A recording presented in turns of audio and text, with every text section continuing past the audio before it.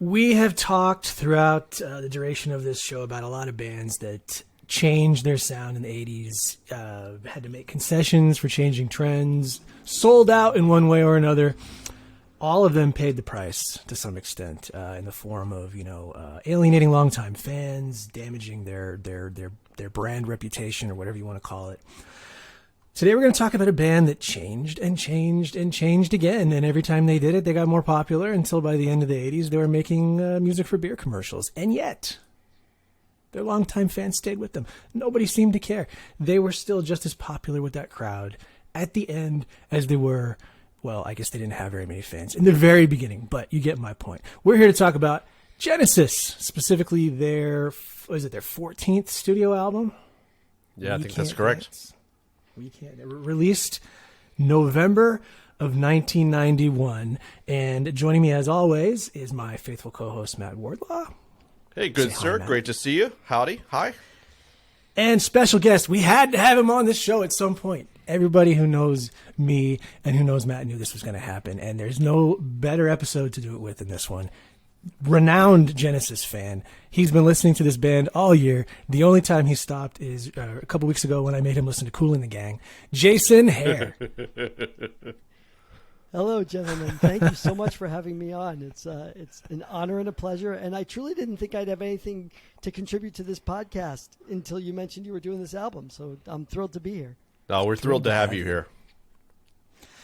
So to set the stage for this, in 1986, Genesis released their previous studio set, Invisible Touch, monster success, which came in the midst of other monster successes from Phil Collins, who was the drummer and lead singer. You could not turn on a radio in the 80s, especially between like 85 and 89. And you couldn't turn on a radio without hearing Phil Collins' voice coming out at you. And so they were very busy. They were selling a ton of records. Everybody had solo careers, even Tony Banks, despite the fact that nobody noticed. And so there was a long period of inactivity between Invisible Touch and this record. It was 5 years between records. I think from what I've read, there was some speculation from Tony Banks and Mike Rutherford that Phil Collins might leave the group. From the time that his solo career took off, people kept waiting for him to quit. But he missed the band dynamics. So in early 91, they got together in their private studio, very posh, out in the woods, and did what they did, which was... it might be kind of surprising for people who don't really know that this is how they worked, but they improvised their songs. They didn't come in with any preconceived notions. They just got together and they played, and that's what Phil wanted. I personally tend to think that the end product does not sound, in many cases, like the work of three guys who were jamming, but we'll get into that. So this is Invisible Touch. What do you guys remember from when it came out? Well, We Can't Dance, first of all, and today we are talking about, before Jeff says anything further, we're talking about an album that's perfect. Not a minute on this album that any of us would change. That's not a minute of it. Okay. 71. Not one of the 71 minutes should be changed. So yeah, I've got a shot glass over here just waiting for the first person who uses the word bloat. Yeah. I saw that and I knew that it was possible. They considered making a double record, which this record, as you said, Jeff, it clocks in at 71 minutes, which, I mean, really, that really is kind of a double record. It would be close, if not exactly a double album length for the 70s. So I think that if we're talking in terms of Genesis in the 70s, they basically made a double record. Largely because they had a... Go ahead, Jason. I was just going to say they went into it knowing that they had that kind of freedom. This was the first album that they did that was focused on the compact disc release. Yeah. And while I think that opened them up in certain ways in terms of their longer songs, it also gave them some leeway to include some stuff that probably would not have made it onto an album from 1986 or 87. And you know what? I was really interested, Jason. I mean, looping back on just like talking about how they improvise songs, like I don't know if you knew that at the time that they improvised the songs on this record. Like And this was something that they had been doing this was like, I want to say like the third album that they took this approach, where it's like they basically went in with no songs and just, jammed to come up with the material. And the other interesting thing is that they assigned each member, so each of the three members of Genesis, they said, all right, you're going to write a third of the lyrics. So it's like they divided the lyric work on this record three ways. And I think from some of the stuff that I've seen, I think that for We Can't Dance, I don't think it ended up being entirely three ways. I think that maybe it was Mike Rutherford that, needed like some last minute help from Phil or something like that. So like that exact split did not end up that way. But, those were kind of the two things that I thought were going into this record. I thought those were like really interesting things because, I mean, Jason, Jeff, you two have both written songs, and there's some songs on this record that it's astounding to me to think that like they just improvised and came up with these. I mean, it just really kind of speaks to what you can come up with from a creative standpoint when you're just kind of like just flying by the seat of your pants and just like going with what comes out. So I think that there are some examples on this record that we can get into, later here in the podcast where that worked really well. And then I think that there are some songs on this record that are just terrible and should not be on the Genesis record.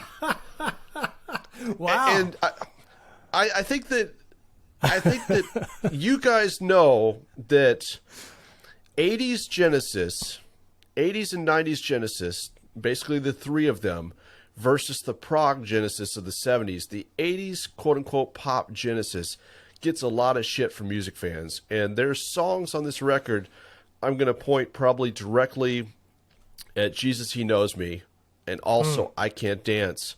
If you point to those two songs like that on Genesis records are why people dislike the 80s period of Genesis, in my opinion. I think that's a fair criticism, but they had this evolution, which I guess probably starts somewhere around 1980, right? I think Duke is like I personally think that's the good meld between the prog years and the pop years. Yep. They just evolved into something else. And quite frankly, some of those songs on We Can't Dance are no different than some of the, shall we say, novelty songs that were on previous records. If you think of something like say it, Who Done It?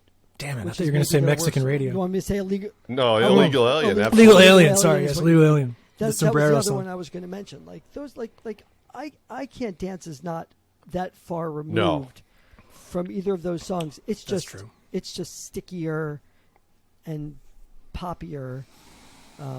Yeah, I guess my point was they had like at least a song or two like that on each of those 80s, records and into the 90s that were a little bit silly.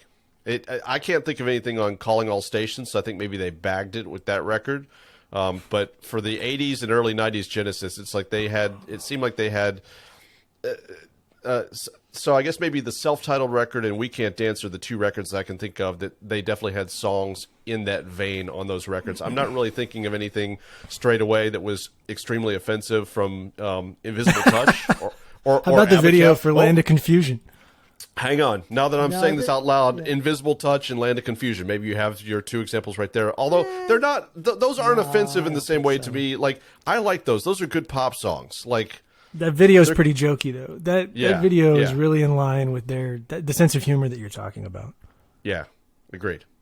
The difference, I think, like obviously, Illegal Alien is not a song that probably any of them are proud of at this point, but I Can't Dance sounds less like the work of a band than any of those other songs that you're talking about. It sounds, and this is kind of my beef with the album as a whole, is that I feel like, I know they deliberately made a change in their production. I know they wanted to shake things up a little bit and have a little bit of a different sound, but I think the sound that they ended up with for this record is a little colder and more arid than what I want from Genesis. I'll tell you one of the most interesting things to me about I Can't Dance is like in that No Admittance documentary about the making of the record, which if folks haven't seen that yet, they should search that out on YouTube. I really enjoyed, and I think this is kind of like a highlight. I enjoyed like Tony Banks talking about how he made some of the sounds on that song, and that's really something that's all.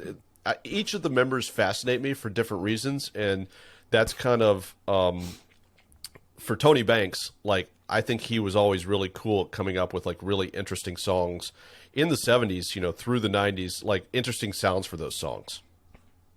Yeah, and I think a lot of those wound up, if I recall correctly, wound up inspiring how they went about writing them. They would build upon a sound. Yeah. To go back to something you said before, Matt, about being impressed with these guys going in and improvising songs. I agree with you. I think that's a really cool way to work. I love that they divvied things up in terms of lyrical and musical content. Yep. But I believe all the credits were to the three of They them. were, yeah. On each song, So taking smart. the democratic standpoint that other bands had taken around that time. I know Queen did it in '89 Yep. and '91 with their two albums, which releases some of the ego from it. One interesting thing that I had read about this album was that often Mike and Tony would not, when they were improvising, would not know what key the other one was playing. Yeah. And so they would just kind of figure that out. And so if you look at some of those extended songs on that record or on any of the records, the fact that they could come up with that in some sort of organic fashion is pretty cool. Yeah, and I was impressed by the songwriting credits, the way they split those as well, because like to the point of what we were talking about Mike and Tony not being sure if Phil was going to come back around. Like I think that if anything, with Phil being as massive as he was at that point, like the equal songwriting credits like ensured if they had a bunch of massive hits off of this record, which they did, like Right. the other guys weren't going to get left out in the cold from a compensation perspective. And I think that's I don't know who it is that like suggested that, like, and I know they've had that manager for decades, Tony Smith, who seems like just a really, really smart dude, but whoever came up with that idea, like, I think that you avoid all sorts of unhappiness. And we've seen it with a lot of other bands, whether it's REM or whoever you want to cite, but that was just, I didn't really know that they had done those songwriting credits that way until I sat down and was, prepping for this, this episode here, over the past couple of weeks. And it's just like, it's so smart. I would not have expected Genesis. That's not the Genesis that I really have in my head. So I was really kind of floored to find out that they had taken that tactic. I always got the impression that, it was great. They were always wondering, as you said, with Phil's massive solo success, I don't think there was any reason to expect that he would stick around. He certainly didn't need to. Yeah. But I always got the feeling that he was incredibly grateful for the relationship he had with the two of them, for the friendship, the camaraderie, the musical relationship. And, when I think about that, I think, man, nobody really had it better than Phil Collins, who could go out and bust out this incredibly successful solo career and then go back to being part of a three-piece where he got to explore, at some points, a different part of himself, although there are some songs on this album that are a little bit too much Phil Collins. That's not true, Jason, but continue. You use the exact word, and I'm not going to like lean on this No Admittance documentary throughout the entire thing, but you used the word camaraderie, and that was something that I really loved. Was there are sections in the documentary throughout where they are answering what I assume could be fan questions that are written on index cards, and they're flipping a coin to find out who's going to answer the question. And that does highlight to me what I think has always been a cool aspect of the trio version of Genesis, that maybe this was present in the previous, 5-piece or whatever it was in the 70s, but I don't know. There's just that genuine camaraderie there that's visibly evident between the three of them. The exchange that I loved was the one question that Phil pulled out was, Phil said, "What irritates you most about me, Tony?" I remember this one. And so Tony just fires right back and he jokes. He's like, "Your height, your lack of hair." And then to further illustrate their bond, I'm sure you've seen this, Jason, but there's an especially poignant clip from Berlin in 2019 where Mike Rutherford comes out to join Phil on Follow You, Follow Me on his solo tour, which Phil had been doing on that solo tour anyway. And it's like, as we've talked about, like, before this podcast, like, Phil is so fragile now that, like, literally when you watch that clip, which is on YouTube, like, you can just see the way Mike looks at Phil. Like, there's just such a love as he's like playing his like guitar, like, and just like looking at Phil. Like, that was so cool to see. And so the documentary, like, it's like, apparently Phil wanted to get back in shape for the tour. He wanted to lose some weight. So there's footage of, again, something I would never. So first of all, Jason, thank you for like showing me this documentary, because I've had this sitting on a DVD in my music collection for years. I've never watched it. So again, in the things that I would never expect from Genesis, there is footage of Tony and Phil riding bicycles. Riding bicycles along the countryside. Yeah. And the interviewer wisely asked them, he's like, he asked Tony, he's like, so is there competition? Do you guys get competitive? And he's like, no, man, we're just riding, like, but he doesn't say it quite like that. Tony's just like kind of surprised that like the interviewer would be asking him if the members of Genesis are competitive. And he's like, no. Well, I read something somewhere that, in the 80s period, they were hearing what Phil was doing solo, yeah.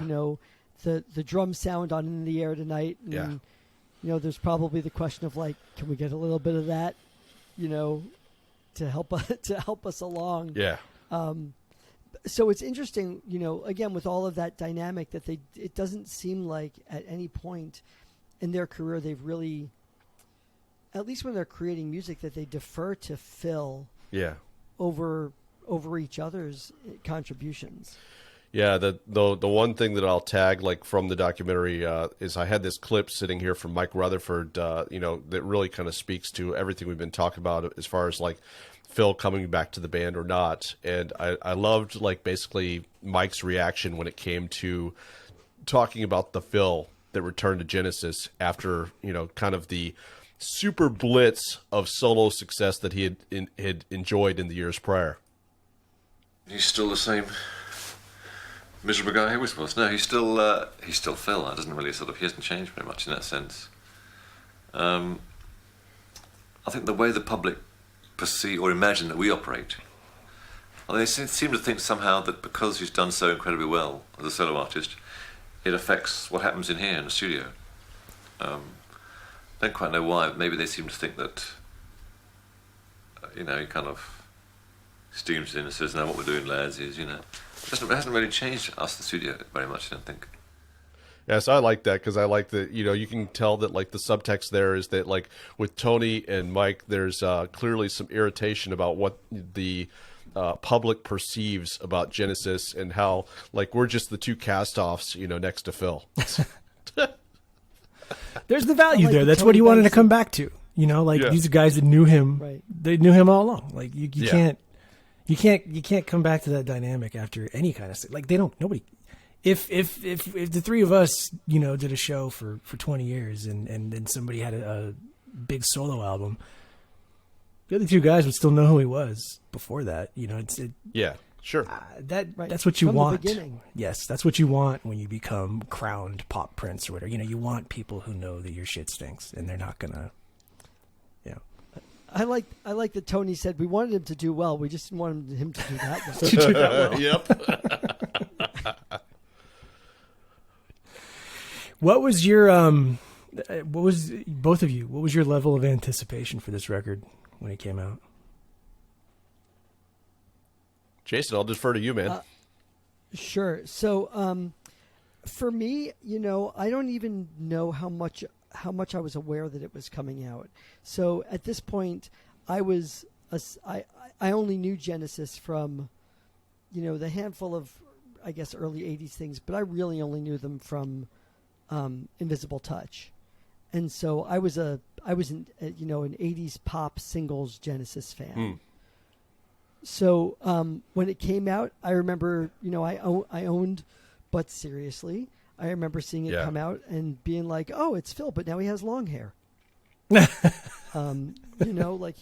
like, oh, it's the other side of him. And I had the album, but I don't remember particularly anticipating it. I remember leaning very heavily on the singles. Yeah. On the pop, the 4 or 5 pop tracks from this on record album, and not from We Can't Dance. That's right. Yeah. Okay. And not getting really into the longer stuff.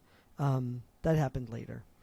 Yeah, and for me, I heard "No Son of Mine" as the single, and I think "Invisible Touch" was the album that really sold me in as a Genesis fan, and so when I heard that Genesis had a new record coming, and I think I was working at the record store by this time, so it's like that's why I would have had some awareness of that they had an album coming. But yeah, I heard that first single on the radio, and I was really excited, which is interesting because now I kind of put "No Son of Mine" kind of in the same category as Phil's "Another Day in Paradise" from But Seriously. Mm-hmm. Like, that's not necessarily the side of like solo Phil that I like as much as, like I Wish It Would Rain Down from that same But Seriously record.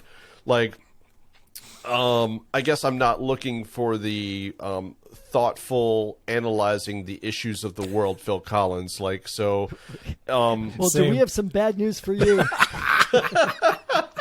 Buckle up, buddy. So "No Son of Mine" was interesting because as much as I was like sitting there hearing it on the radio going, here's another one of those type of songs. At the same point, like I was hearing like that sound, which they term as the elephant sound. God damn it. And I was like, I didn't mean to hit that twice. Sorry, folks. But I heard that and I was like going, that's cool. Like, what is that? So I think that it was a combination of the two. Like I was sitting there and I'm like going, all right, this is kind of in the Another Day in Paradise type vein, but I'm like, this song is somehow more interesting, and that sound, whatever that sound is, that sounds really cool. So that appropriately, I guess, got me psyched for the full record. And when I got the full record, I kind of took the opposite approach from Jason, and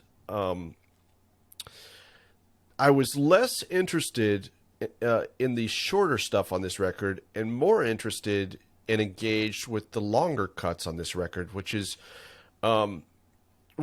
interesting because I still love, there's 2 tracks on this record that are over the 10-minute mark just by a hair, one of which is not a Jason hair though, one of which is Driving the Last Spike, and the other one is the album closer, Fading Lights. And so those are certainly, Driving the Last Spike is one of the songs I think of often when I go back to this record. But in listening to this record, kind of really closely getting ready to talk about it with you guys today, I really was kind of interested by how much there is that's just built into some of the other songs that like I regarded as like the shorter, quote unquote, less interesting songs, the more formulaic Genesis songs. One of those that I'll point to, which I think I had kind of wrong all these years, is Living Forever. And so, again, kind of looping back to like what we've talked about, like, people really just getting upset with the conversion of Genesis from progressive rock Genesis into pop single Genesis in the 80s. And early part of the 90s, is that Living Forever is like an example to me that like even when they are kind of like doing what is kind of formulaic for them, like 3 minutes in to that song, they get into like a really, really cool proggy jam that I didn't remember at all. Like all these years later when I'm like it'd been a long time since I feel like that song had become kind of one that like if I'm listening to the record, I would go, okay, skip. And so this time listening through, I'm like going, holy shit, I don't remember that at all. And it's like, and they go off on that for like 2 minutes before they work their way back to kind of the main riff of the song in the last 30 seconds of the song. So like, even when they were like doing like, people were going, oh, they're, boring now. This is pop radio Genesis. Like they still would work their former prog selves into the music on the record in a really interesting way. There were times that happened, yes. It happened at times. I'm with you. I have very little use for Phil as a social commentator. When he made that turn toward the end of the 80s, I had no interest whatsoever. And some of the stuff on this record is cut from the same cloth. I think No Son of Mine philosophically it matches that.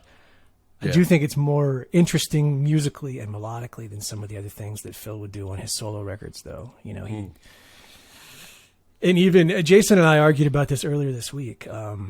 What was the song? Tell Me Why. Tell Me Why, I said, was better than... he's shaking his head. Tell Me Why is Phil trying to affect social change. Oh, my God.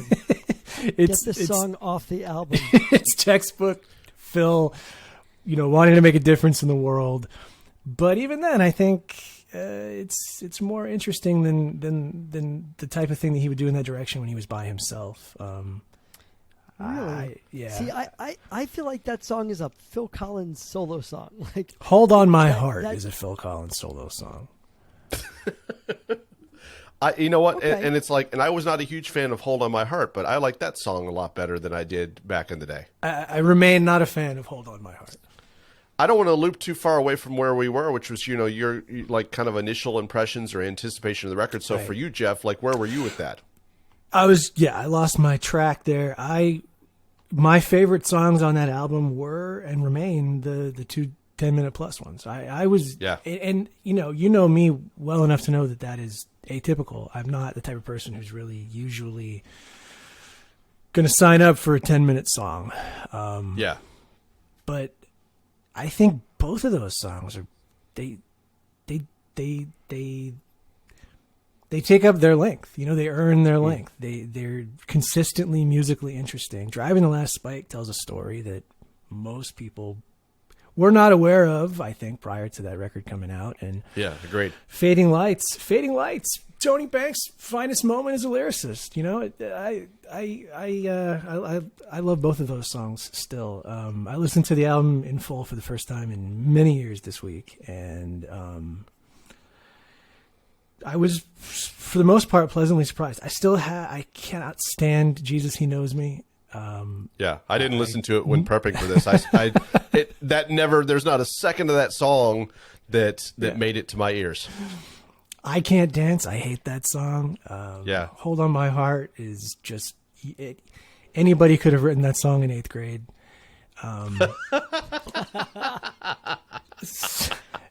Since I Lost You, there's a really poignant story behind Since I Lost You, but it's a prom ballad. I don't know.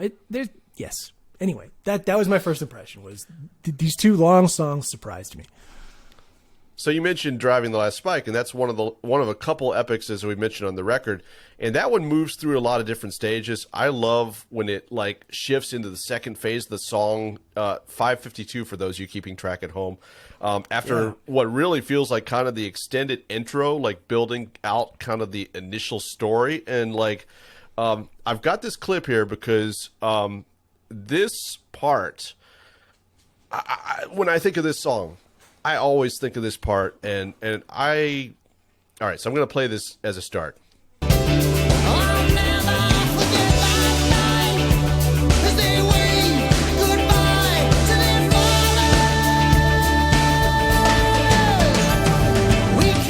So first of all, that like hit me very unexpectedly today in a different way. Like any of us that have like aging parents, it's just like, sometimes like, things, get weird when you hear lyrics about fathers and stuff like that. So that did it for me. But I'm going to call this one of Phil's best vocal performances ever on a Genesis record.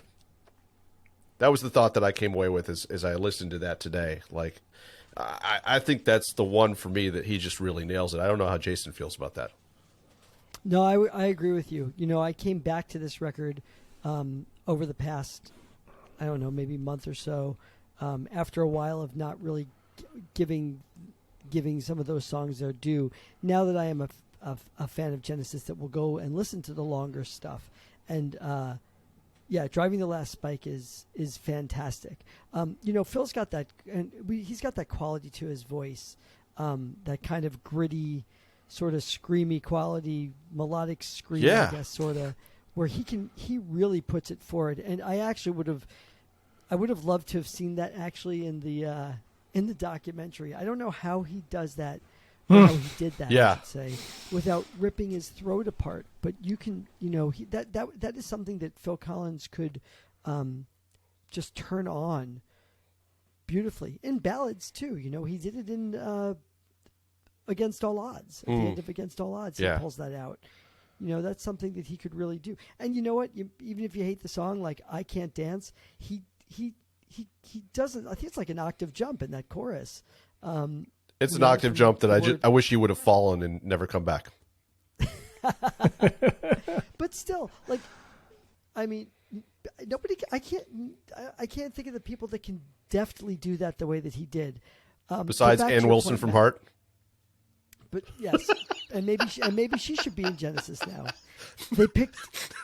One could argue they picked the wrong Wilson to replace Phil. Oh, Wow. But We'll never know, Jason. We will never know. But that song, there's, you know, and that's a sort of social commentary song too, right? He's What? talking about the way he's talking about how these workers were treated, and the dangers that they unknowingly signed up for.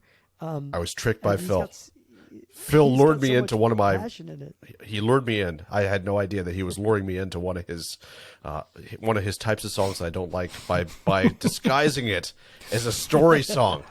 Jason I think the Harris key telling me is that as there long was- as he's talking about the problems of the past, I think it's okay. That's true. That's And brilliant. he's, you mean, and he's not demanding anything from you, because that's, you know, that's That's key. what Another Day in Paradise and Tell Me Why have in common, right? I mean, apart from speaking of the social ills, but Another Day in Paradise is imploring you to think twice, and Tell Me Why is literally asking you to answer a question that you didn't volunteer for. I like Another Day in Paradise. Like, I'm all about what he's accomplishing with like the message that he's got there. I just don't think it's a very good song. Exactly. You write an essay, man. That would be. I would appreciate that much more. Much more. I love what you said, Jeff, about these long songs on this album earning their length. Yeah. That's a great way of putting it. I think when Genesis really is skilled at these long songs, you don't realize how much time has gone by. Right. Yeah. And you're somehow, you know, it's funny because I remember maybe a few weeks ago, Jeff, you had mentioned to me something about Fading Lights, which is not a song I really gave a lot of listen to. And if you listen back to Fading Lights, where that song starts and where it then goes to is really kind of incredible. Yeah. Like those seem like two just disparate emotional ideas, motifs, whatever.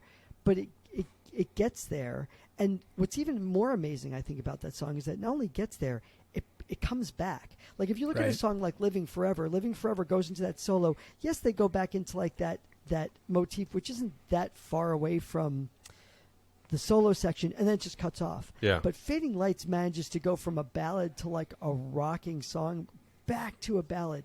And that one section of Fading Lights, when they bring back in those chords, that is the most touching part of that song for me. Yeah. I'm like it's done, and I'm like, I don't even realize how we got here, and and how we got back, and I don't know how they did it. Yeah, I think that's a song that like pointing to what Jeff has said throughout the year about CD bloat and albums being too long. I think that's a song that for me, because it was at the end of the record, that got lost a little bit, and it is another one like that, like driving the last spike. Like it moves through just some incredible stuff, and this part right here, I think, is like one of probably the finest moments for Tony Banks and the band in general, but Tony really on this section of the song.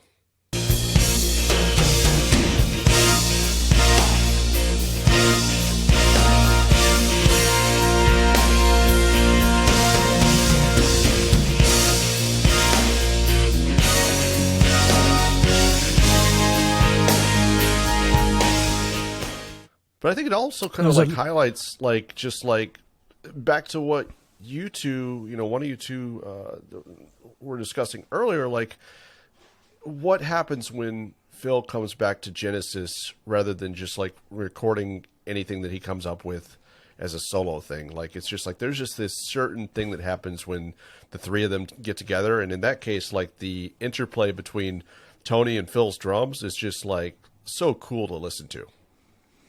Yeah, that was the last moment anybody could tell that Phil was actually playing drums.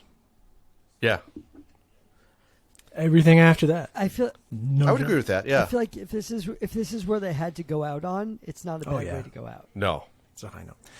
I think it musically reflects the stuff that we were talking about at the beginning. This idea that even a superstar like Phil found comfort in coming back to this relationship that he had, this musical relationship that he had with these guys that was so deep at that point. I don't think you could count on being able to jam out a song like that unless you're in a group with people that you really trust musically. Sure. Yeah. I would totally agree. Yeah, I think that what you hear a lot on this record is the result of just those important bonds and, kind of like knowing the musical communication that's possible between each of them. It's just like they're so practiced and aware of what they can like bring out of each other. Like that's something that you don't have without a lot of miles and shows over the years and records. But certainly I would think that like anything else, night after night, being on stage, playing together, like it's just like that just gets burned in. Like, here's what this is. I've talked to folks that like they talk about like being on stage with somebody and hearing somebody do something and like that's the first time I realized that he could do that. So it's just like I think that you have a lot of those moments that sometimes they come out in the studios. Like I guess it comes out anywhere. It doesn't matter where it comes from, but it's the stuff that only happens as a result of just spending the length of time that those guys had spent together making records and playing music up to this point. And such a unique journey too, dealing with the really sort of weird attrition that the Genesis lineup went through during the 70s and coming out of it as multi-platinum superstars. It's pretty wild. Right. And by that point, by 1991, 1992, and they're going on tour, they don't have to do any of that old stuff. No. They don't have to do any. They don't even have to do any of the long stuff because now the people. I mean, yes, there's a portion of people that are coming to hear, Dance on a Volcano, but most people are coming to hear Invisible Touch and In Too Deep and Land of Confusion and all that kind of stuff. So for them to say, if you look at like the set list of a 92 show, for them to be like, yeah, we're gonna do Driving the Last Spike, and we're gonna do Fading Lights, and we're gonna do this old medley of stuff. Yeah. They could have done all 4-minute songs for 2.5 hours and made a lot of people very, very happy. That was a common thread. You're right on that. Like, it's like sometimes like a song like that would wind up on the record, and it's like depending on who the band was, it's like you would just know, oh, that's such a cool song, but they're never going to play that live. Right. Jeff and I could all make a big list of songs from our favorite artists and bands that like we heard, knew they weren't going to play it, and to this day, God, I wish they would. I wish they would pull that out, or I wish they would have pulled that out. Right. Yeah. 1986, they were coming out and they were doing portions of Supper's Ready in their medley. Yeah. Mm-hmm. And they're playing Los Endos. Like these are songs that half the audience at Madison Square Garden in 1986 had to be like, "What?" Do you think it was half? I mean, I'm not intimately familiar with the makeup of the band's fan base. Matt, you're talking about a lot of tension in the fan ranks during this multi-platinum period. I've always gotten the impression that there have just been Genesis fans. They're not. It's sure. I absolutely. think it's different from like Chicago fans or Jefferson Airplane fans or Heart fans who sort of suffered through these more commercially driven eras in those bands' histories. Genesis, like we're talking about this 92 tour, they actually put out 2 live albums from that tour, one with the short songs and one with the long songs. I mean, they never stopped catering to the folks that brought them, Yeah, I thought that was kind of odd. I think the thing that I listen to more these days is the exported audio recording from the Live the Way They Walk full DVD show. I like hearing the show in context, but at the time, I thought that was really cool. I bought both of those live records knowing that the one that I was going to listen to the most was going to be the long versions. And I think they even had the long versions edition marked as limited edition. So, which by the way, that's correct. Here in 2021, it's still not hard to find. But when I saw that come out, like everything else that us as consumers, I saw that marked as limited edition, and I was like, shit, I gotta buy both of these because this second one might be gone next week. It was not gone next week. I completely forgot about that though. I remember that at the time because I bought it as well. Yeah.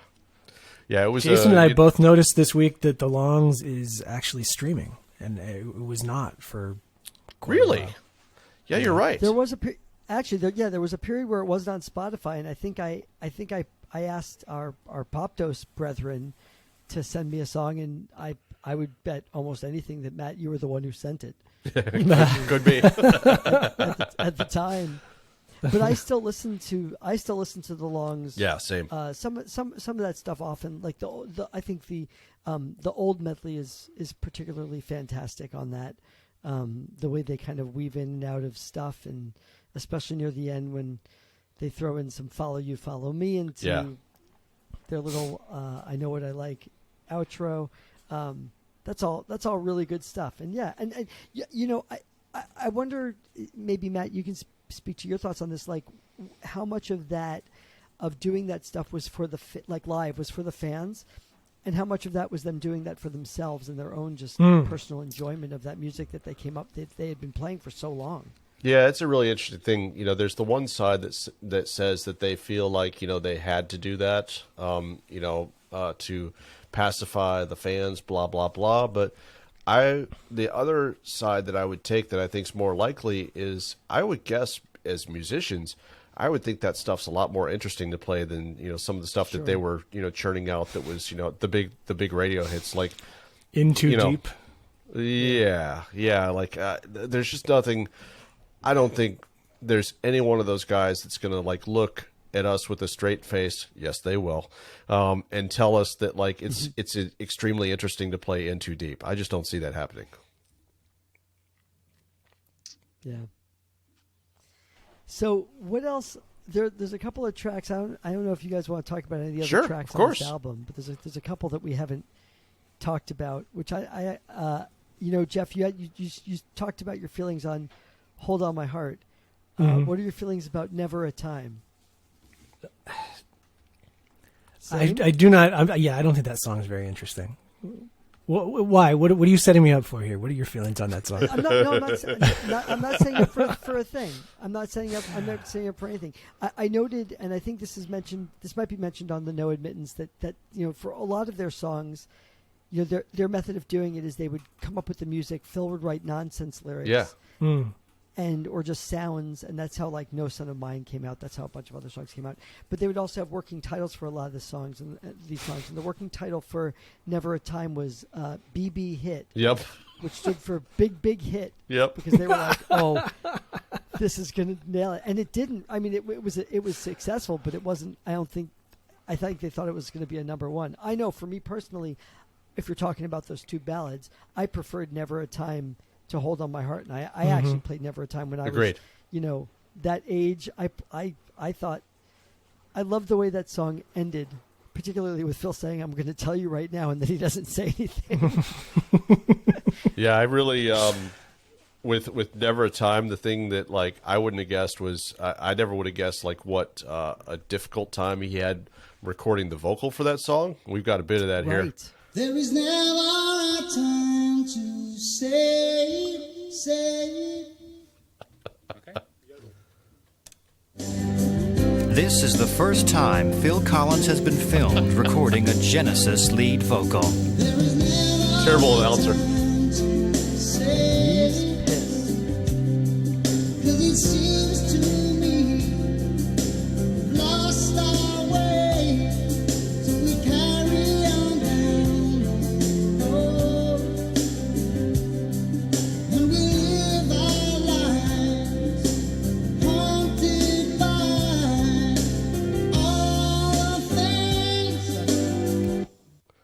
So, like, I love that they kind of kept...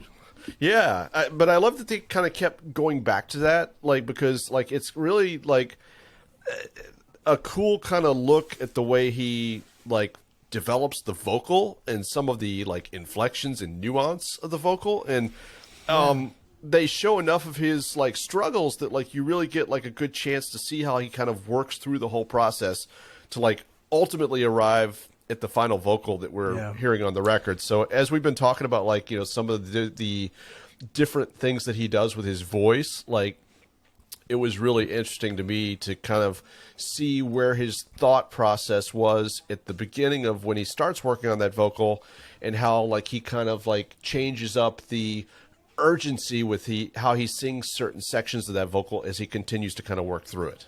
So I thought that was really, again, Never a Time, like, not one of the stellar tracks on the record for me. Like, so it's just like, my guess, if you would have asked me, I would have said, oh, you know, throwaway track. I bet they just went in, banged that out, and moved on to the next one. So, and it just wasn't the case. So it shows, like, that's one thing, is it shows, like, how much effort they would put into every song on the record, even the ones that end up ultimately kind of being kind of crappy. You can hear why they thought that was going to be a big hit, though. You know, sure, yeah. If that had come out in '87. Like, they were going back to a very successful well for them, I think, with that sound and that song. Yeah, but I would have thought that would have done just fine in '92. Yeah, I mean, that kind of adult maybe on AC contemporary sound, right? I mean, that this album is more AC than anything else. You know, Hold On My Heart, Never a Time. Was that a single, right. Jason? Never a Time. Yeah. Yeah. It. I've got it. I think I have it pulled up here somewhere where it reached. Never a Time reached. It was number 4 AC. Okay. And number 21 on the Hot 100. Okay, so 21. I mean, like, almost top 20. That's single. not bad. Not shabby. Well, tell me why it was a single too, but yeah, that was the last single, right? Yeah. Boo. Okay. Sorry. Go back to what well, I we're touching on something that I want to talk about, which is this. Due to the stature of the band and the timing of the album's release, it had kind of an interesting journey in that. Yeah. There was a lot of commercial anticipation for it when it came out. And then over its natural lifespan, a lot of things changed on the Hot 100, on mainstream radio, you know, on rock radio. And I, to my memory, by the time this record had finished its cycle, people weren't really as into bands like Genesis, you know, to the extent that they had been when the record came out. It's interesting to see, you know, like, I know they won a Grammy for it in '93 or whatever, but from late '91 through, I don't know how many months this record had singles being doled out to radio, but just a long cycle, you know? An incredibly long cycle, and also an incredibly transformative year. Yeah, I mean, I feel like by the end of '92, Genesis was not the band, at least in commercial terms, that they had been at the end of '91. They were not. They hadn't been supplanted to the extent that some of their peers would have been, or you know, even more AOR bands who were more tied to the '80s. I guess they got swept away by grunge, but they they felt like an older band at the end of '92 than they did when this record came out. Yeah, I'm gonna be cynical and almost wonder. I'm gonna wonder aloud if some of those chart positions for the last two were kind of paid for, because it's an I mean, to your point of what you're saying, Jeff, like, it's an incredible length of time that they ran on this record. Like, they ran more than 2 years on singles being released, because it says here on the internet, where everything is right, that No Son of Mine was released in October of '91, near the end of October, and Tell Me Why was released as a single in February of '93. So, like, that's insane to me. Like, but the fourth single, which to me, in my memory, is when Genesis Mania just hit full on, was Jesus He Knows Me. And that song was, like, again, in my memory, pretty massive. So just riding the tide of that alone, like, I could see how Tell Me Why, Never a Time, perhaps, in italics, actually did gain those chart positions on their own, really, to go with what you said, Jeff, riding the wave of the success from Jesus He Knows Me and everything that came before that. So I think there's some merit to what you're saying. I mean, old habits die hard for program directors. And, they were a name, and they had a tremendous amount of success leading up to this. And I mean, I remember when Both Sides of the Story came out a couple years later. That even had some fanfare. People were still expecting something. Yeah, that's a Phil record I did not like. I was still traveling. My expectations were not, and I don't know where Jason is on this, but my expectations were not built off of, like, what I'd heard with We Can't Dance. In this case, I was going, all right, Phil, I know what you gave me with the But Seriously record. I really liked the But Seriously record. Let's go. Excited to hear this new Phil solo record. And both sides, like, it's not a bad record. Like, I applaud the fact that you call it a bad record, and I wouldn't say you're wrong. He took an interesting approach, at least, because I think that's the record. I think that he plays everything on the record himself. So it's just like, again, like, not interesting. So again, like, I don't think that Phil, like, just went in and, like, just churned it out. Like, I think you could maybe say that about some of the later solo records that he put out. And I get lost after Dance Into the Light, which I liked. Dance Into the Light. I saw the tour. I thought that was a fun record. Jeff has just left the chat. His head is in his hands while he's recovering, I'll say. And Jeff and I talked about this with our friend Mike Heiliger on our FM to MTV podcast when we went about talking about Phil Collins and Genesis. But by the time Both Sides came out, I was kind of off of the train. Really? For Phil Collins. Yeah, I just kind of... Wow. I think a lot of people were. Other musical tastes. I was onto other musical things. Yeah. I was going in some more of a classic rock / also power pop kind of direction at that point in time. And he just didn't appeal to me. However, if a Genesis record had come out in 93 or 94, I think I would have been all over it. I've always been more of a Genesis fan than a Phil Collins fan. Interesting. Through and through. What do you think that's about? I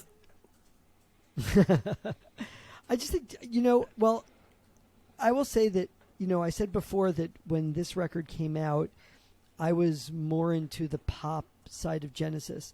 But shortly after it came out, my cousin introduced me to Selling England by the Pound. Yeah. So that was my first intro into, like, old school Peter Gabriel proggy Genesis, and a song like Firth of Fifth, which blew my mind. Oh my God, yeah. As you know, it's just an incredible frickin' song. Yeah. I just think I found it more interesting. I was also a little turned off by Another Day in Paradise. It was just going into a smoother direction that I was not as much interested in. So here's one for you, Jason. As somebody that, like, writes and plays music, like, what do you think is most interesting about Genesis as a group? That's a great question. I think I kind of touched on it with.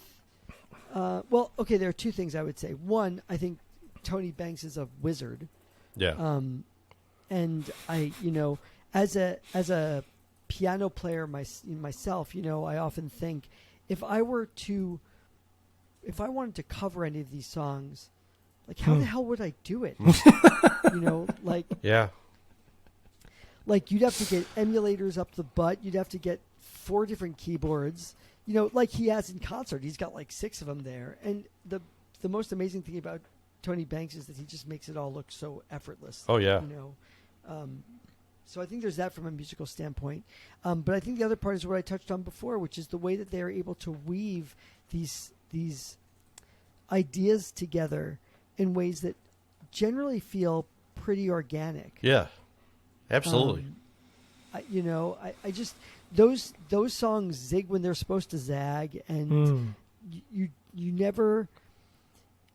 I never feel like I know where they're going. Like a song like Even Living Forever or Fading Lights, they don't necessarily go where I expect them to, but once they go there, I'm like, oh yeah, that sounds right. Right. That is just such a talent, They're more than the sum of their parts, man. I mean, I'm not going to say anything bad about No Jacket Required, but I think it's a great record. Phil within Genesis is more interesting than Phil without Genesis for sure. And Agreed.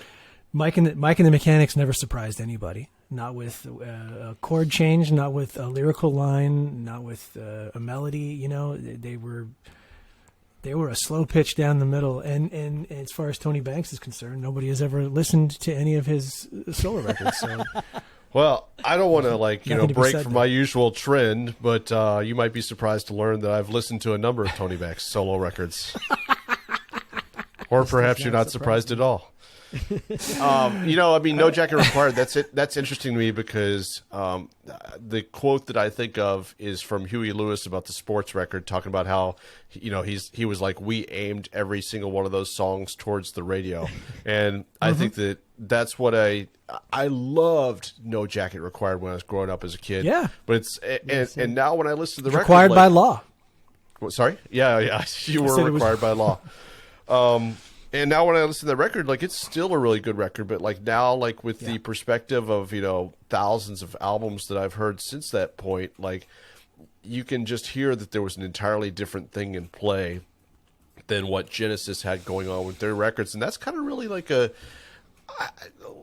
I think that one of the things I saw about this documentary was that they said that they actually did not allow the cameras when they were in their more creative phases of making. I keep meaning to bring record. that up. Yes, they shut down as soon as the cameras went on. You're right. So I would be really interested to see and really hear the songwriting discussions that went on with a Genesis record like We Can't Dance, because clearly, as you were saying, with as far as Never Time having the working title of BB hit because they thought it was going to be a big hit, unlike some bands that we are aware of that will say and have in fact told us, Jeff, we don't think about that. I think that Genesis, there's no doubt that they do think about that. They have that aspect that they factor in. They're not one of those bands that, we make the records for ourselves, and if somebody else happens to enjoy them, that's a nice bonus. They're not one of those bands. I think that so I would really love to be in that war room with those 3 guys as they're looking at the soup and how are we going to make the record that is going to speak to everything that we need it to speak to the commercial side, but also just the side that creatively indulges what we want to do. And I think that's I kind of talked about this a little bit earlier, but it's that's one of the cool things about them is that they could do something commercial that also played to the side of things that they had just enjoyed playing organically as, just music nerds. That's what I really admire about that band is that they never went too far toward the radio side of things. I mean, yeah, they're very unique in that way. Sure. Maybe, yes, you could say never really lost the plot in terms of prog bullshit, but I agree. Most of those bands, as soon as they got the first taste of success, it was like a heroin addict. those outlier songs that you were talking about before that you hear on the record and you go, oh yeah, this is one for me as a fan, but I know they're never gonna. It won't be on the radio. They're never gonna play it in concert. Genesis never reached that point. They never allowed. Yeah. Yeah. Jason, And did I'll say you? that- Yeah, go ahead. Sorry, Jason. Well, I'll just say that I think that is the benefit of the CD length, is that Right. you know, while I do think there are some songs that should not have made it onto this record, but would we have gotten both Driving the Last Spike and Fading Lights, you know, on a record that had to be shorter? Would they have said, okay, well, we gotta either cut one of these songs entirely, or we have to edit it down? I think they also would have, edited it down exactly right there, because otherwise I could see the school of thought, and I think the school of thought was definitely in play. They wanted to, the way they have this structure, they wanted to have some sort of separation between Driving the Last Spike and Fading Lights. Like, it's like they wouldn't have, they're not one of those bands that would stack two epics back to back like some other bands that, like Yes. I mean, Yes had no problem with putting like a bunch of epics in a row. Genesis seemed to think more about that, you know, and when it came to the album sequence. And they have the royalty statements to prove it. So, Jason, here's one for you. Sure. When I was listening to this record, Way of the World, when you were listening to this album, and this really goes to both of you two as fans, because everything I can tell credit-wise, like, Phil's the one that does all the background vocals. Did you think that, or did you think the other two guys were doing backgrounds? I always assumed it was all Phil. Yeah. To be honest with you, that's a Mike Rutherford joint, right? I think you're probably right on that, yeah. I believe so. I read somewhere that it was a funny song to put on the album because it's kind of like the counterpoint to Tell Me Why. Yeah. You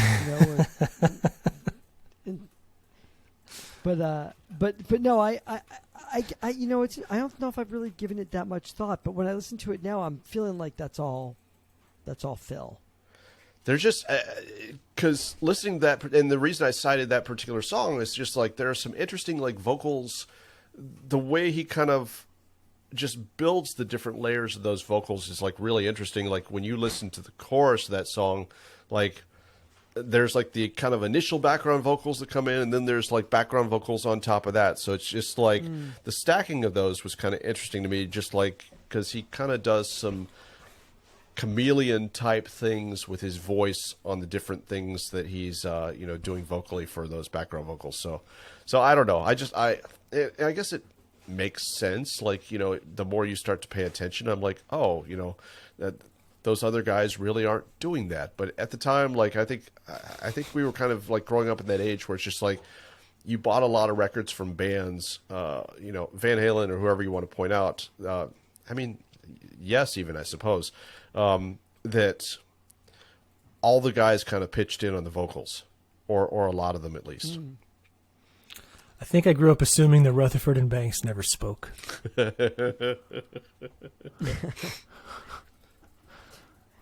Yeah, when I've seen live videos of them, I mean, there are some where you look back and Phil's kind of doing all of the work. Yeah. But every once in a while, you see one of them go to the microphone, and I don't know if Daryl contributes as well when they play live. I'm not sure. On this tour, they've got two backing vocalists. Yeah. Mm-hmm. Well, now they can use all the help they can get. Yeah. Yeah, I was gonna say to help Phil on everything. But yeah, I kind of Jeff stands in terms of Way of the World. Do you like that song, Matt? I do. You know, it's weird. It's like, that's one of those that, like, I don't know that it was, that's another one that I think that sits closer to the end of the record in my memory. And so I think that one way or another, that song got a little bit lost for me, but it's just like, I like that song. Yeah. It's, as far as the shorter Genesis songs, like, I think it's a fairly decent song. Like where are you at with that one? Because I think Jeff already voiced that he's not a fan. No, it's fine. It's fine. It's fine. Kind of the same. There's same as you, Matt. It got lost for me at the time, and in fact, revisiting this album, as I looked at some of the titles of these songs, I couldn't remember them at all. Way of the World. Tell me why. They're not very distinctive titles, you know. Way of the World, Tell Me Why, Living Forever. Those three mostly. I just blanked on them. I was like, if you put a gun to my head and asked me to sing them, you'd have to shoot me. Now I can. Now that I've spent the past couple of weeks really delving into this album, and I don't think I'll. We almost had a chance to shoot Jason. That's upset to know that window has closed. I like kind of like the positive, airy feel of that song. Like that's just one of those. Yeah. Phil is good with that. Like, you know, I hear a lot of that in his solo stuff. And that's another one that just you feel better after you hear that song. So it's like, yeah, it's enjoyable. That's what do you think about Dreaming While You Sleep? Jeff's not. Jeff shaking his head. No. I don't like I am that okay song. with it. I am okay with it, and I swear every time I've tried to listen to the lyrics, I lose. Like I just can't pay attention. All right. Well, I don't know got what's going on. Genesis against drunk driving. I have one. I have some Dad. homework. Yes, I have some homework. I have some homework for both of you. First of all, I like what Phil is doing with the vocals on that song. So I think that the treatment on his vocals is pretty interesting. But so the next time you listen to this song, the lyric "and it will live inside of me," the lyrical section and the delivery and the production reminds me of Madonna's "Live to Tell." So you're not going to be able to unhear that after the next time you hear that. Well, this has the gated drums, right? Yeah, I believe so. This Yeah, has yeah. This has that Phil magic sound. Yep. So, I don't know. I know there have been a couple of times recently where I've been driving and I'm like, okay, listen to the lyrics. And then 2 minutes go by and I'm like, damn it. I missed it again. It's just Genesis against drunk driving. I wish they had chosen a different producer for this record. I Really? I don't like the production on this album. And do you think he was? Do you think he was the Yes Man? Because that's what I did. That's what I didn't know. He was Is the Genesis man. Oh yeah, the Genesis Man. Oh, Sorry. it just stopped recording for some reason. I don't know what happened there. I'm sorry about that, you guys. He was really a Mike and the Mechanics man, and I don't think that should be at the top of anybody's resume. Honestly. Is that where he came from? Yeah, he engineered Mike and the Mechanics records. He did some work for Tony Banks. Yeah, because he I worked can on respect- that. He worked on Tony Banks on the Still record, which also came out in 1991, and I did not realize. I did not realize that those two records came out relatively simultaneously as far as We Can't Dance and Tony's record Still. And I say that just because, unlike 96% of the world that did not hear a note of that Tony Banks record, there's the single on that record with Fish from Marillion called Angel Face, which was getting some rock radio play here locally in Cleveland. And it's just a bonkers awesome tune, in my opinion, and just haunting and sinister, and it was quite something to hear that song on the radio. So I actually got a chance to speak with Nick Davis last year, and we were talking about, because he did the production on the live thing that came out last year from Nick Mason from Pink Floyd, Nick's Saucerful of Secrets thing, playing all the early Pink Floyd stuff. So that was the purpose of why I was talking to Nick Davis. I was unfortunately not talking to Nick to nerd out about Genesis for 30 minutes. But somewhere near the end, I hit him with a couple of Genesis questions, and I was like, I'm like, you got to tell me about working on Angel Face. And so he had some good anecdotes. He said that, among other things, he's like, this is insane. He's like, but Fish would always get really nervous before he would record a vocal. So he's like, that's the memory that sticks with me about that song, is how nervous and worked up Fish was about getting the vocal right. So, but I was not. So I mean, Nick, anybody that is a Genesis fan and a hardcore Genesis fan, really, listening to this podcast knows that, for a number of years now, all the way to present day, Nick is Genesis. He's their guy as far as all the audio stuff, and for better or for worse, I like what he did with the revamps of the Genesis catalog. That's a controversial, polarizing point with the rest of the Genesis fan base. But he's been there so long that, like, I was really kind of surprised to find out that, like, he works on the We Can't Dance record.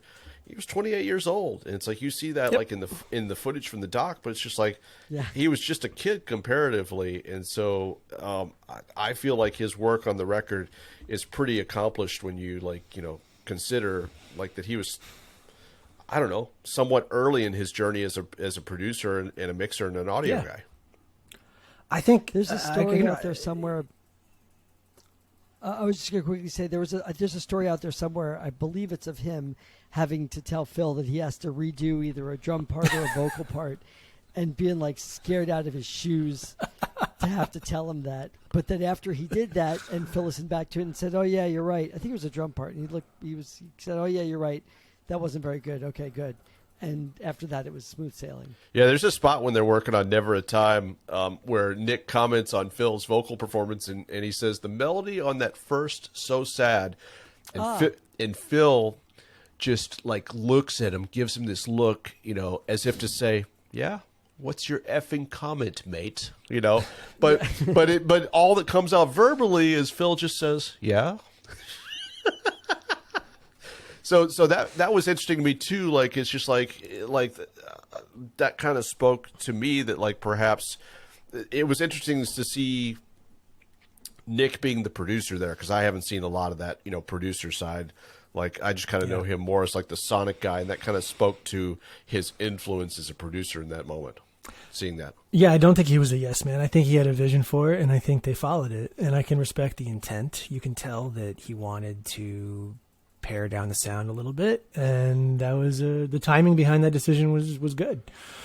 Yeah, I don't. That being said, I don't mind the sound of the record, by the way. To comment like what you were saying about the sound, but you triggered something as far as the actual vision he had for the record. The thing that I do recall is that like he went into the record saying that he wanted to have Rutherford's guitar be more of a prominent part of the recordings. So you're right. He had a vision. Which is fine. I wish it didn't always sound like it was being run through a garbage disposal. But yes, I can respect the intent again about, having Rutherford's guitar more prominent in the mix. That's fine.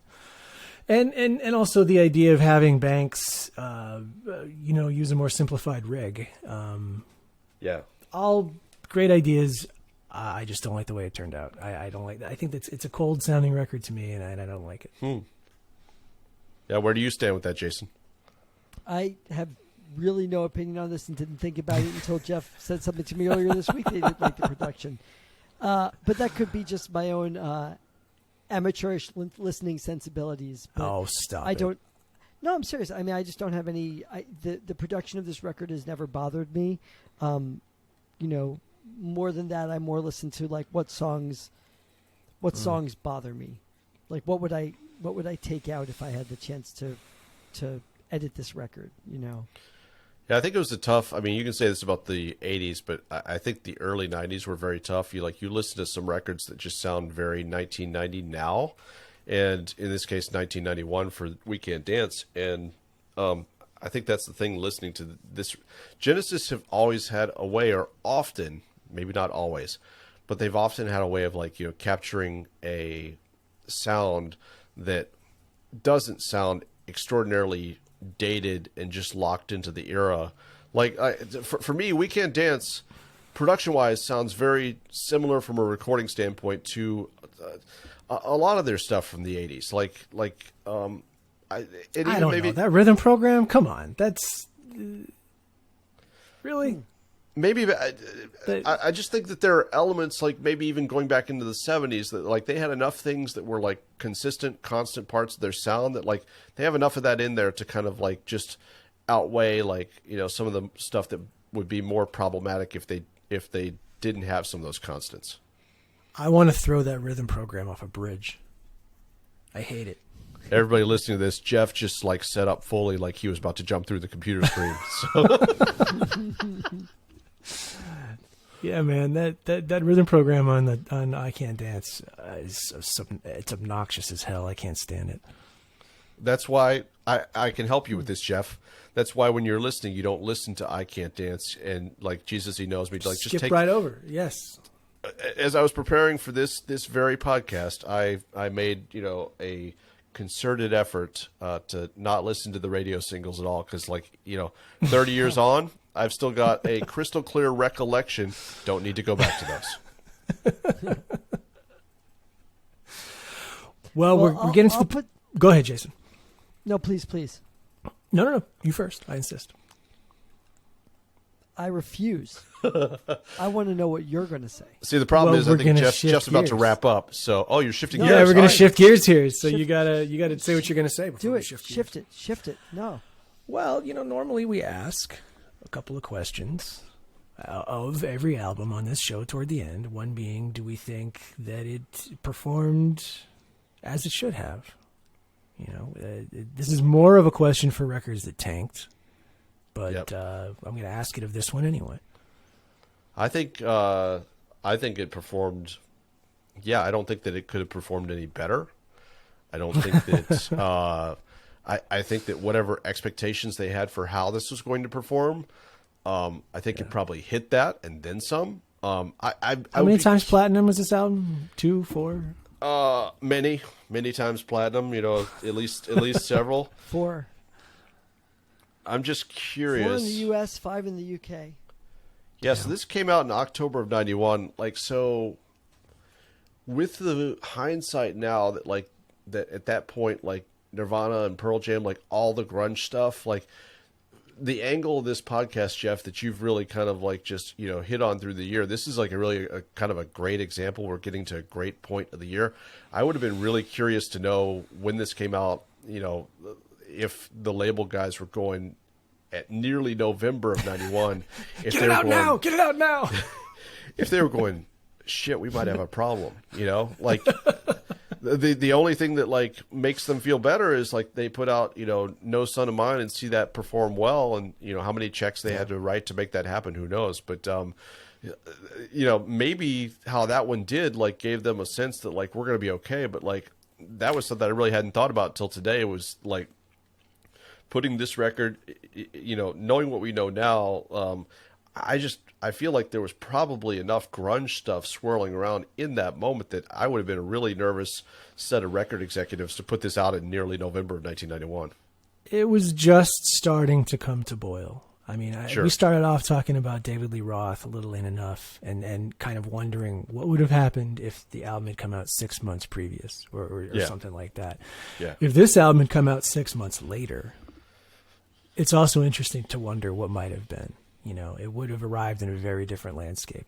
I was reading some interviews with the members of Genesis around the time that this came out, and I thought it was funny that in more than one feature that I read, one of the angles was, hey, the new Dire Straits record is tanking. No one's buying it. Are you worried at all?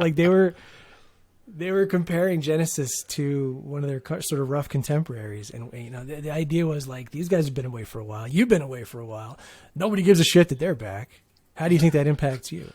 Yeah, it's but it's, I mean, Jeff, as you know, I think you'd probably agree with this. It's the comparison doesn't work. It's yes, No. On paper, it's the same thing. They're both releasing their first record since the big record, but right. Contrarian Mark Knopfler did the exact opposite of what the folks from Genesis did. Folks from Genesis were still were still thinking about the radio. Mark Knopfler was going, here's the set of songs. Again, I believe truly he is what I was talking about earlier, the guy that hey, I make these records for myself, and if other people like them, that's a bonus. Exhibit A, Mark Knopfler, Dire Straits. So, I mean, they had to dig real hard on every street. Thankfully, the record label people were going, thank God we have Heavy Fuel. And to a lesser degree, they're thank God, we've got... It wasn't Calling Elvis. Calling Elvis wasn't the one they were hanging their hat going, this is going to be a big thing. I think that Heavy Fuel is one of the only things on that record they really had something to hang their hat on. Whereas, Genesis, I just think that I think that even if, here's my thought. Like, my thought is that, like, even if grunge had been raging, like, full on, I feel like they are one of those bands, and there's a number of bands that we could point to that were able to kind of survive the 90s and continue to be who they were, just because they did have kind of that behemoth presence. And I think the Genesis, even if they would have released this record like a year or two later, I think they would have been okay, just because like they sounded reliably like Genesis, and I think that the grunge stuff was not obviously getting played on adult contemporary radio, and it's like adult contemporary radio continued to have hit songs throughout the entire grunge era, so it's just like there would have been a place for Genesis. So I think they would have been okay. It would have been an AC record, but it wouldn't have been a quadruple platinum album. AC hits last forever, but they don't really sell records to the extent that Hot 100 hits do. It would have sold 2 million copies, and it would have been considered a dismal failure. And then here in 2021, it's like they're going, wait a second, so we can go back and sell only 2 million, instead of only sell 10,000. Okay, yeah, we'll take that. Right. That's funny. Then the final question is whether we think the way this album performed is any kind of, or also I guess the sound of it was any kind of bellwether for what was about to happen at the format. I don't know. I don't think so. Even considering the title track, which was a sort of a tacit admission that mainstream tastes had shifted toward dance music. Yeah, I was kind of interested by that. Like, yeah, when you talk about, because you're talking about I Can't Dance, correct? Yes. Yeah. And it's interesting. I read something about that, like kind of them being, that song addressing, kind of the environment that they found themselves in. And I'd never really considered that. No, I don't know. From my side of things, I don't think any of it's a factor. I think that any way you slice it, they had the goods and they were going to be okay. Yeah, I'll agree with Matt on that one. Good songs, like, as the three of us know, it's like if you start and you don't have the good songs, it's like there's your first problem. It's going to be not that you can't climb out of that, because we certainly know there were plenty. You just called Diane Warren. Yeah, but also there were plenty of top 40 hits that were not good songs. Like like Love Touch by Rod Stewart, right, Matt? Wait a damn second. Love Touch is a good song. Just give it a chance. Oh, I see what you did there, Jason. I mostly agree. I think I mostly agree, but I do think that you can hear an awareness on the part of the band members that they were in a different kind of environment than they had been. You can hear an awareness that things were changing, and they were Genesis, so I don't think they were alarmed by it or anything like that. But they were curious enough to try to kind of meet things, maybe not halfway, but. And I don't think this is the sound of a band that's like struggling to keep up with that. No, right. Like I think they fit very comfortably in it, and for that part, I would have been interested to hear what would have happened if they had continued to make records. Yeah. Yeah. And although, like I said before, I don't think this was a bad note to go out on in terms of their recorded output. I am sad that there wasn't anything more, and I think that's evident if you listen to, which I've listened to very little of, but Calling All Stations. I know that I've Matt, you sent around a YouTube clip about that album, and one thing that Mike Rutherford says is that he didn't realize, maybe until then, how far apart him and Tony were in terms of their writing styles, and it was Phil being the third person to help bring that together and to be just two people writing. Yeah, the bridge. I think that I mean, I don't know if I'd necessarily want to hear it, but I would be curious as to what that dynamic would sound like now. I don't know if I want to hear again. I don't know if I want to hear it, but I'd be curious to know, can those three, what is their relationship now? Are they, if they were to get together at the farm and sit down and discuss? I mean, obviously Phil can't play anything, but would they be able to come up with something that was interesting? They always were. Phil can program. I think that's what he did to a large degree on I Can't Dance or We Can't Dance when they were in the demo stage. You could still potentially write. I mean, Yeah. we can so. Yeah, Can't be bothered. He can't be bothered. No, I mean, I don't know, for whatever reason, just knowing a little bit less. I mean, Mike Rutherford's like the one that I would question, but it's just like I have no doubt that Phil could rise to it if he wanted to. And I think Tony remains everything I know about Tony in the past 10 years, he remains an extremely creative dude. So I think I think he's still the guy that can make cool sounds and interesting just song structures and melodies. So I think Tony seems like he seems like the most curious. He seems like a lifelong he's got musical curiosity, and he's been able to hang on to that even through all of this. Rutherford strikes me as the type of person who shows up and punches in and brews a cup of tea and yeah, that's what I see as well. And it's and I, all of us could be, I'm just throwing Jason in there. I'm going to assume Jason thinks that as well. All of us could be wrong on that. I mean, I got to talk to Tony in 2015 and that was really interesting because the vision that I've always had of Tony, just because it's kind of what he projects, is that he's the cranky guy, and it just kind of builds from there. But it's I talked to him, and he was a super nice, interesting, well-spoken guy. I really kind of walked into that interview. I say walked in. I would be terrified if it was in person. It was not in person, folks. But I was headed to that phone call with Tony Banks, really, really, really nervous about talking with him, just kind of anticipating the kind of conversation I was going to have. And instead, we spoke for at least 30 minutes, and however long we spoke, could have gone longer. He was just he's one of those guys very much in the same way for me, Jeff, as and you and I have talked about this, but Joe Satriani is an example. Every time I talk to Satriani about a record that he's putting out, he just always has an interesting thought process that he can share with you about how he got there with that record or with any of the songs. And so Tony is very much the same way in that way. And I was kind of, I guess I should have expected that, but I did not expect that. So he's one of those guys that I think he's always got something interesting going on in his head that he's thinking about, musically, and something he'd like to try. Speaking to the curiosity that you were just talking about, Jeff. Yeah, what I thought it was interesting. I was reading an interview with him around the We Can't Dance period, and of course, somewhat unfairly, a lot of these interviews would make reference to the fact that his solo career was a dismal failure on a commercial front.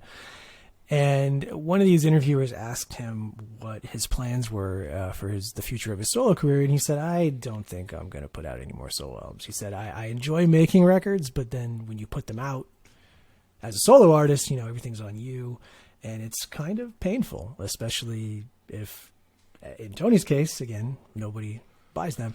But that was the comment that he ended on was, he said something like, I think there's still more to be learned from classical music or something like that. So he already, that's the direction he ended up going. So he already had that mapped out for himself, even back in the early 90s.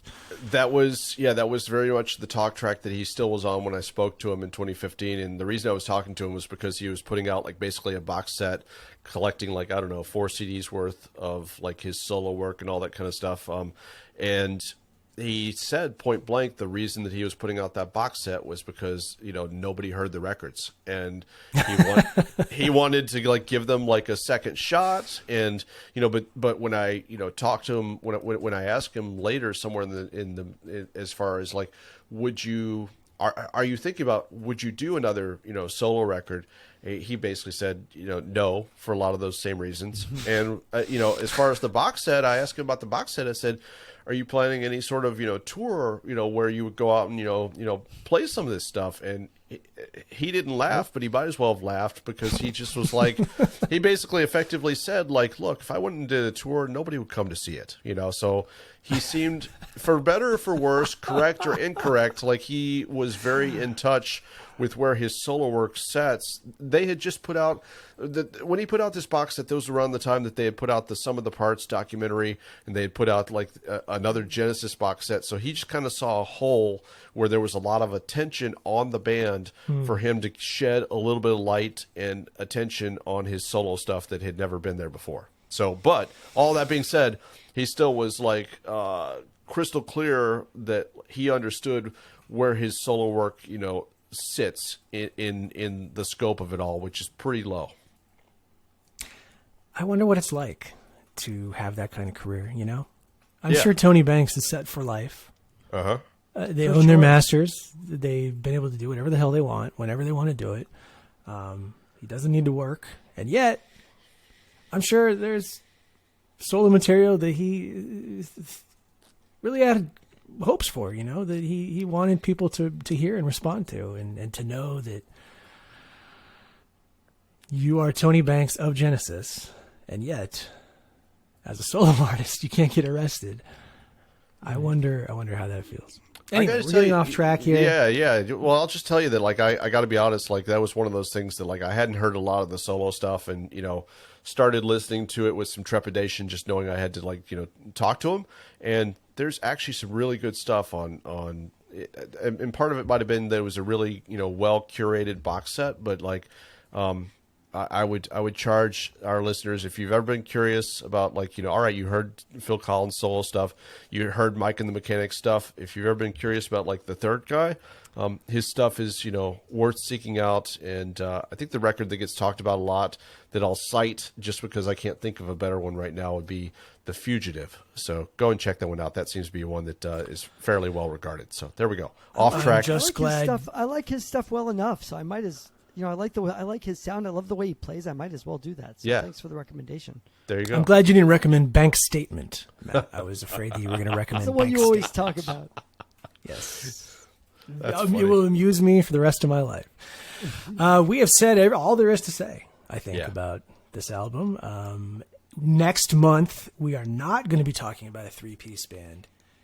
We will be talking about a band that had a tremendous amount of success throughout the 80s. They were the preeminent, sepia-toned, very serious band whose sound inspired countless guitarists to invest in effects boards. So we'll talk about that next month with a very different special guest. Until then, thank you for joining us. Jason, thank you for joining Matt and me. It's wonderful. I always love hearing you talk, especially about Genesis. Well, and thank you.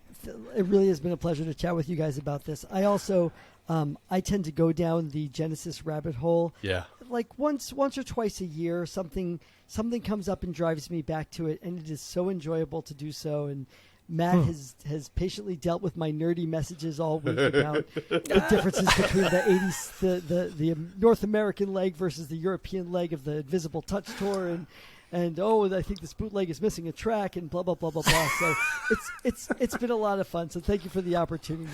Absolutely, Jason. It's been a real thrill. We'll look forward to having you back on a future episode to talk about something else. Excellent. Can't wait.